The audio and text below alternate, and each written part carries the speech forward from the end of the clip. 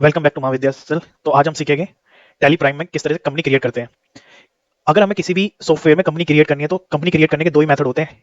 पहला मेथड या तो बिल से क्रिएट की जाए, जैसे कि ये बिल है, यानी पी जे टे जे टेक्नोलॉजीज प्राइवेट लिमिटेड, इसका जीएसटी नंबर ये है, ये उसका एड्रेस है और ये स्टेट है।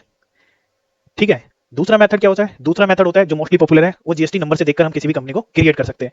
तो आज हम कंपनी क्रिएट करते हैं जीएसटी नंबर से, यानी कि कंपनी दो तरीके से क्रिएट की जा सकती है, या तो बिल देखकर या फिर जीएसटी सर्टिफिकेट देखकर। यानी कि ये जीएसटी सर्टिफिकेट है, ठीक है, ये हमारा जीएसटी नंबर ऊपर वाला, ये हमारा ट्रेड नेम है और ये उसका एड्रेस है। इतना ही हमारे लिए काफी है किसी भी कंपनी को क्रिएट करने के लिए। तो कंपनी का नाम है आर्चियन एंटरप्राइजेस। एंटर। मेलिंग एड्रेस होता है जो बिल पर प्रिंट होकर आएगा, वो नेम होता है जो बिल पर प्रिंट होकर आएगा। यानी कि आप मेलिंग नेम को हम चेंज भी कर सकते हैं। सपोज दैट कंपनी का नाम है एबीसी एंटरप्राइजेस और उसकी फुल फॉर्म आप लिखना चाहते हो, तो मेलिंग नेम में उसकी फुल फॉर्म लिख कर आए तो आप उसकी एबीसी की फुल फॉर्म लिख सकते हो, ताकि प्रिंट का अच्छी तरह से प्रिंट होकर आ जाए। एड्रेस क्या है इसका? एड्रेस है KH number 2/12, KH number 2/12, street number 2 है, यानी गली नंबर 2 है, यानी स्ट्रीट नंबर 2 है। उसके बाद क्या है? ये कहां पर है? नियर आरडी पब्लिक स्कूल पे, नियर आरडी पब्लिक स्कूल। कहां पे पड़ता है ये? एक 3 किले में और दिल्ली। पिन कोड क्या है इसका? 84। ठीक है। तो ये कंपनी कहां की है, कहां पे रजिस्टर्ड हुई है? ये दिल्ली के अंदर रजिस्टर्ड हुई है, यानी इसका सर्टिफिकेट कहां का है? दिल्ली का है। ठीक है। पिन कोड क्या है इसका? 110084।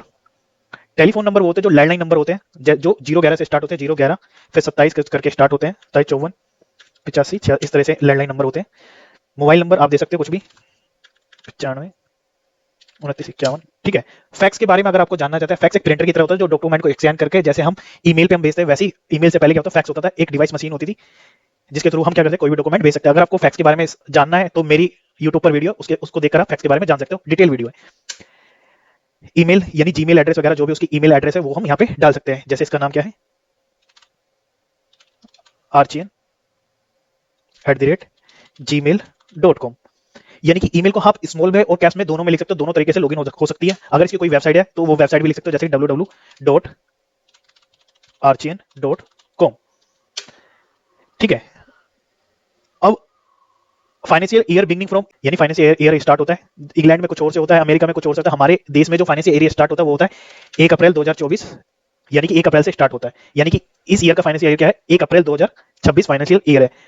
अब फाइनेंशियल ईयर बिगिनिंग फ्रॉम और बुक्स बिगिनिंग फ्रॉम का मतलब क्या है? सपोज दैट फाइनेंशियल ईयर तो हमारा हर साल 1 अप्रैल से ही स्टार्ट होगा, या जरूरी थोड़ी ना हमारा बिजनेस भी 1 अप्रैल से ही स्टार्ट हो सकता है किसी ने बिजनेस जून में स्टार्ट किया हो सकता है किसी ने बिजनेस अगस्त में स्टार्ट किया हो। यानी जब से हमारा बिजनेस स्टार्ट हुआ, जब से हमने उसके अंदर गुड्स डालने स्टार्ट किया, जब से हमने परचेस करना स्टार्ट किया है, तो उस मंथ की हमें डेट डालनी होती है और वो मंथ हमें डालना होता है। सपोज दैट इसने बिजनेस स्टार्ट किया है 1 जुलाई को, 1 जुलाई 2026 से बिजनेस स्टार्ट किया है।